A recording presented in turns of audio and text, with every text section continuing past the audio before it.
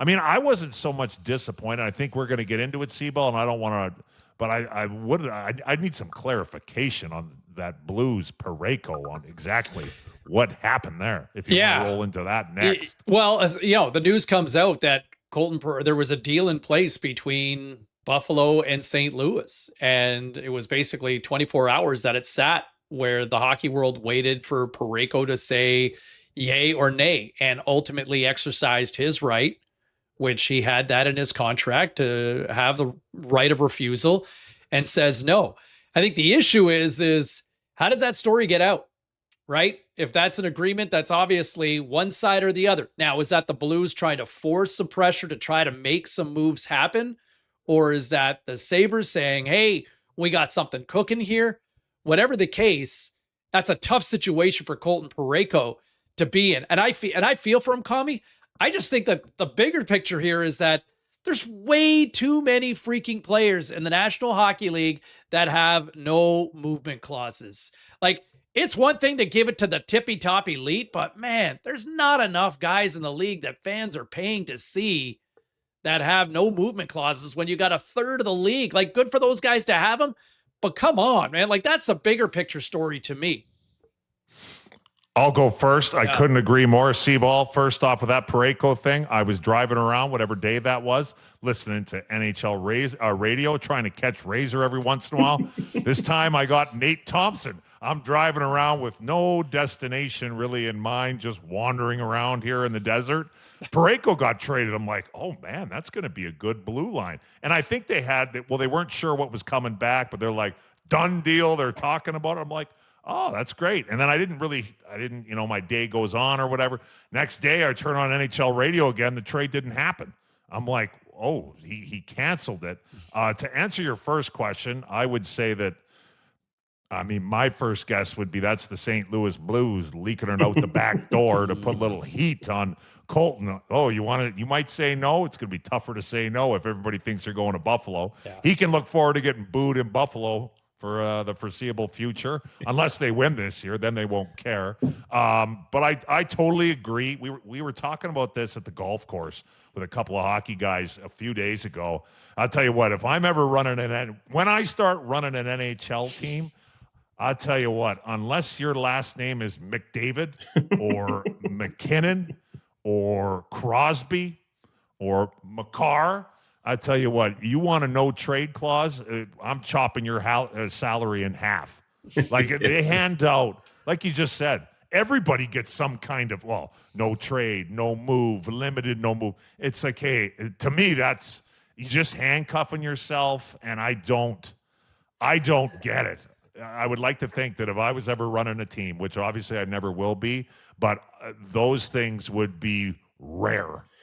Yeah, well, they were so rare when we were around, right? Yeah. The salary cap, right? The salary cap changing and especially now the cap's going up, everyone can get more money. But 5 years ago, when the cap was even or it was going down and you didn't have any money, you had to incentivize all these deals, right? Sure. So that's what it was. And I think that's why the number's so high right now. I can see a scenario.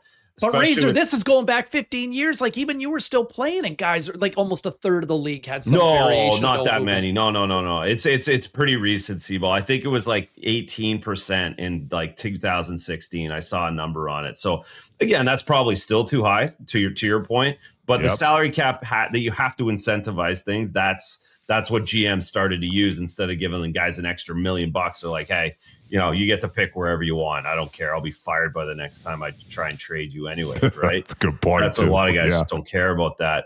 But when it comes to the leak, it's it's funny because the good news is the what's interesting is the good players, right? The really good players typically get their bat. Parayko said F you. That leak came out. And he might have been thinking about doing it. And it was no, that leak comes out. I'm not moving. I'm not moving off of this. I'm an Olympian and I can do whatever I want. Mitch Marner last year, right? He did the same thing in Toronto. Carolina, it gets leaked out right away. Nope, not happening. I'm not going down with that. And I can imagine being that kind of a player too, where I might have been thinking about going, no problem. But as soon as that leak comes out, I'm assuming it's my team. I assume it's someone around my organization. And then I'm digging my heels in. So it's going to be fascinating to see how this plays out forward. Because the other thing too, guys, you can't keep anything under wraps now with these stupid phones and the social media, and Elliott's in on every single deal, and the agents, there's 9 agents for every player, and these guys are cutting deals with all these reporters and the whole thing. So that's adding to it. But I can't imagine a scenario where this is going to go away. To your point, Seaball, there's a third of the guys with them, and a third of those just aren't ever going to turn them down or change them. Let me throw this to both you guys, but does that create a different perspective of how people view? Now, you bring up an interesting point, right? Like, if you feel like you're disrespected, man, like, I've been a good soldier for this organization and you're leaking out a move for me, like, screw you. I get that. But at the same time, if you're sitting there toiling in a team that is flirting with the potential of winning the draft lottery and one of the worst teams, and you are given a golden opportunity to go chase a Stanley Cup, you got a chance to go win a ring. You got a chance to go jump up to a penthouse suite with Buffalo, right? Like, yeah. And like, honestly, like, I do want to ask you guys at some point, like, do we need to start looking at Buffalo as a legitimate Stanley Cup contender? And what a move that would have been that they would have pulled off. But you got a guy who says no, and it says, I mean, you can chalk up, you're 32 years old. It's not like you're 52, right? Like, you know what? You got a chance to go win a ring, and it's, get a Stanley Cup, and it's like, you know what? I'd rather, I'm good with this. I am happy to ride out the last 6 weeks of the season for a loser. Well, and I want to use that commie emphasis by saying playing for a loser instead of playing for a winner. There's a few. Parayko's already got a cup. Number one, he's been on Olympic teams. He doesn't, again, he deserves the right to pick where he wants to go. And I think there's lots of guys that don't. Only one team's winning the Stanley Cup. They really it's hard to pick anymore, especially with this cap now. So I think, if a guy doesn't want to move, that's his prerogative anytime for me. And I wouldn't, as a player, I'm not judging Parayko for not going, thinking that he doesn't care about a Stanley Cup. I just, he's not going because he wants to stay in. So, there's a million reasons for him to do that. One being 1,000 games and just stuff like that. Tommy, you agree? No, I agree. I mean, I see both sides. Hey, look, I'm imagining that Parayko probably, these guys do have personal lives. Maybe his wife is from St. Louis, kids in St. Louis. He's got things going on there. I get that side of it. He's never been anywhere else. So the thought of getting up and moving, and I would imagine that is a little bit daunting just in and of itself. But I do also kind of see the side of it too, where I wasn't a player like Parayko, but you said I get that side of it, and I also see well, you know what, these guys are leaking. F these guys, I'm out of here. I'm going to take my chances. But yeah, I guess at the end of the day, it comes down to the individual. I would like to think if it was me, this is just me, just from the hockey side, that I think I would go. And I know Buffalo's brand new, and as far as coming back in the playoffs, and they're playing great. And that game the other night was unbelievable. Oh my God, that lightning game! The Sabres are back. Yeah, they're playing great. But he has term on his deal too. I think Nate Thompson said he's got another 3 years, so you got to think about that too. That's on a 6 week. That's 3 years since 6 weeks. That's what that's way different than just your 6 week stint. But the only thing would have been better is if it had been turning his no movement clause from the Toronto Maple Leafs. That would have been, then he's really getting it. Oh, if he said no to the Leafs? Yeah. Well, on that note, people would have been let's bring in our special guest here this week. Yeah, let's bring in the hockey Illuminati himself, the star of our year web series. There he is. Forever. Repping forever and ever. Always. Frank Krupe. Forever and ever. Fellas, it's a pleasure to be back. Love the pod. Commie, thanks for combing your hair for me today, by the way. Yep. I did the same before I hopped on. There you go. You look great. Okay? Yes, you look great. Thanks. You look great. You guys all look great. Thank you. I appreciate it. And yes, Leafs forever. We're standing right in the middle of it. And I don't know if you guys have been to Scotiabank lately, but when you walk in, the shit is literally like up to your knees. Oh. And there's no one coming to clean it out anytime I was soon. watching the Doesn't game look on like. Saturday night. There was literally no one in the golds. It was just gold Oh. seats everywhere on Saturday night. What a tough month. Yeah. Right. If there's a plus, it's that tickets are cheaper. And for those sitting in the bleeders, come on down. About halfway through the second period, it is empty down there. Let me tell you, I sat in about $15,000 worth of different seats in the third period on Saturday night. So there are some positives to this ship. You know what this is like? The sort of feeling right now reminds me.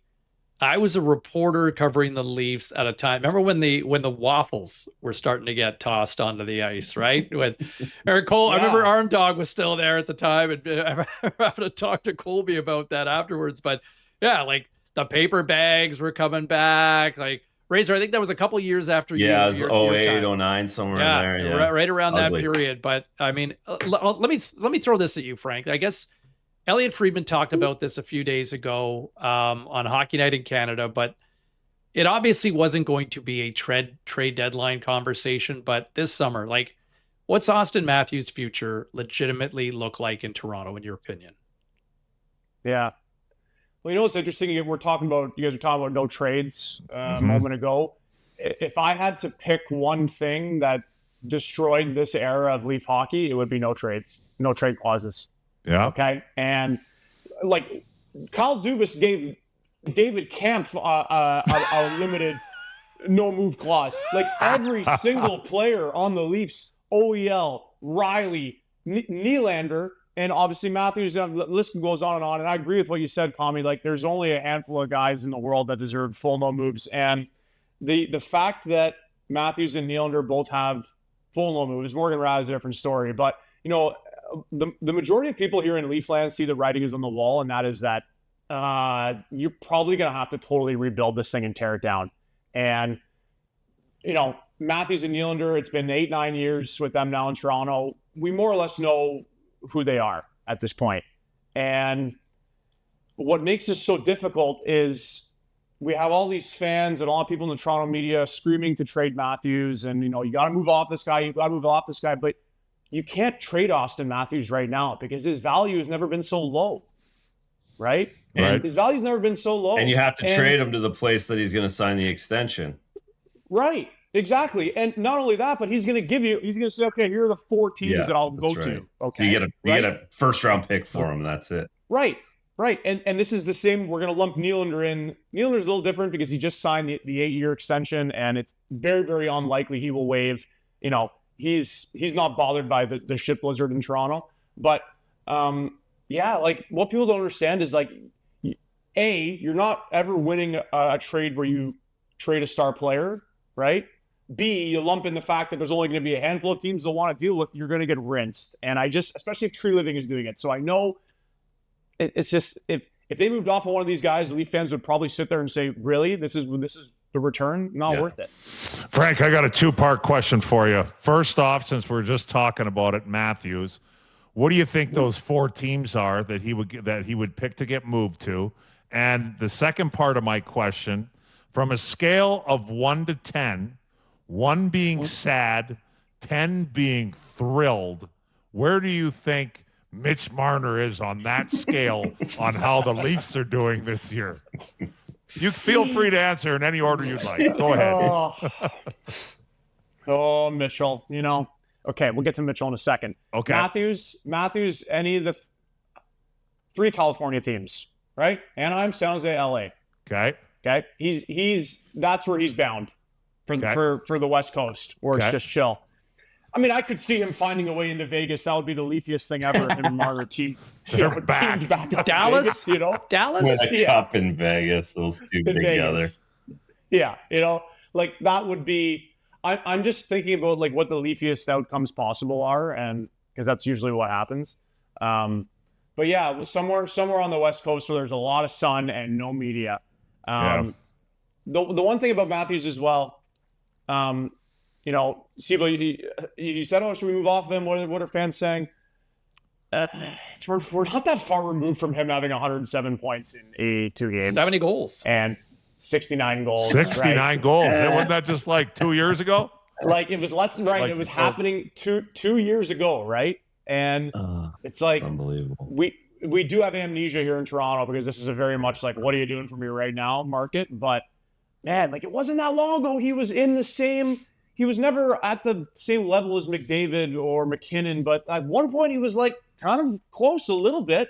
Hey, Frank, just from a West Coast standpoint, we're less than 2 years removed from Elias Pettersson hitting over 100 points too. So yeah, there you go. Yeah, a lot goes down in 2 years, I can tell you. Yeah. Hell yeah. I hear you. Right? So I think let's see what happens with Matthews next season. He's not getting traded in the offseason, neither is Nylander. If the Leafs are a shit show next year, which it probably will be, and Matthews is moving into the final year of his deal, then you sit down, you have a conversation with him, you say, okay, what are we doing here, man? You sign a long-term, you lost the movie. We can't have the Marner situation happen again. So possibly, I could see a scenario where he's traded at this point next year. I'm sure Marner, to answer your question, Commodore, is swimming laps. He's swimming laps in the Bellagio fountain right now. Man, I agree with you. I agree with that answer. I'm going to Vegas in a couple of days. I'm going to find him and I'm going to ask him myself. Yeah, I'll be there Thursday to Saturday. I'm going to find him and be like, "Are you enjoying Vegas, Mitch?"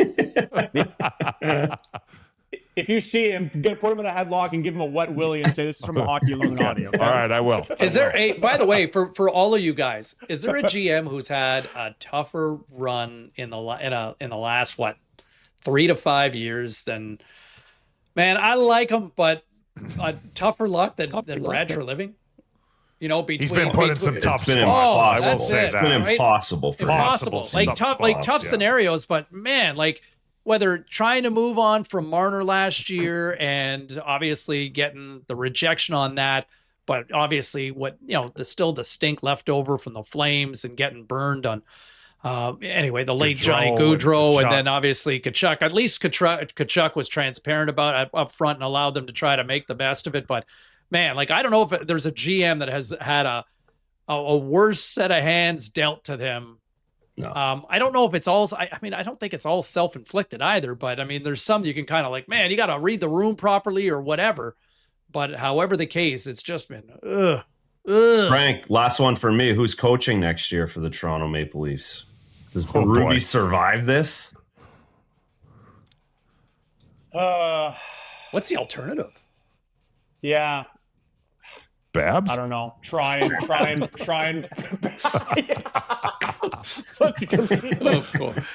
needs one more all the chance. people that One asked more that. chance. One more Of chance. all the people that asked that, put that out in the universe. Let's see if we can reconcile with Mike Babcock. It's all part of the process, right? All part of the process. DeBoer? Oh God, I don't know. You know, part of me doesn't know what to think of Berube because he is a good coach. Okay, he is a good coach. Like, you don't win a Stanley Cup by a fluke. Yes, he had Binnington that was carrying him on this. You know, that was a big part of that. You know, but we loved Berube last year. Mm-hmm. You know, he turned this team into division champs. Mm-hmm. Yeah. Right? But he's had some questionable decisions this year. The way that he used Scott Laughton was piss poor. Okay, mm-hmm. We acquired Scott Laughton and we utilized him as a fourth line center. There was a reason that we got Ugats for him at the deadline, you know, because he wasn't showcased properly throughout the course of the year. Berube has also turned Matthews into Philip Deneau. Matthews is all of a sudden he's a shutdown center. It's like, what happened? Why is our first line center a shutdown center now? So I really don't know. Razor, I have no idea. And I shy of getting Dale Hunter to break the contract he signed with Hockey Canada to coach. Like, I don't know. I don't know what they do in terms of replacements. I haven't thought that much about it. How we've got to this point there so fast. Yeah. Well, glad we could talk all this positivity for you here. Great time to be on. Stay positive, Frankie. You know what I mean? Stay positive. Don't get too down. Forever. That's right. That's right. Come on, that's right. There he is. I'm not leaving now. I've been here for 30 years. Are you going to leave now? No, we're not. There he is, Leaf fans. Number one in your heart. He is the Hockey Illuminati, Frank Krupe. You can find him on Instagram for all sorts of magic, and he keeps it real. So thanks, Frankie. Thanks, Frankie. Excellent. Everybody. Thanks, fellas. Love you. Much you guys. love to you Let's too. go. Hey, top 5 pick. Top 5 Boy, pick, baby. Top 5 you pick. better Let's hope go. so. Might be or a it's Canadian. gone. At this rate, it might be a Canadian sweep with the top 5 overall picks. Oh my Yes, God. sir. Calgary, Vancouver, Toronto. Top What a 5 mess. There he pick. is. Frank What a Krupe with mess. thoughts on where the Leafs are. It is honestly, I mean, since that, like what that loss to the Panthers did psychologically, like honestly, guys, they haven't recovered. I mean, that seemed to have mentally crushed It broke them. that team. It broke them. Yeah. And that's where we are now.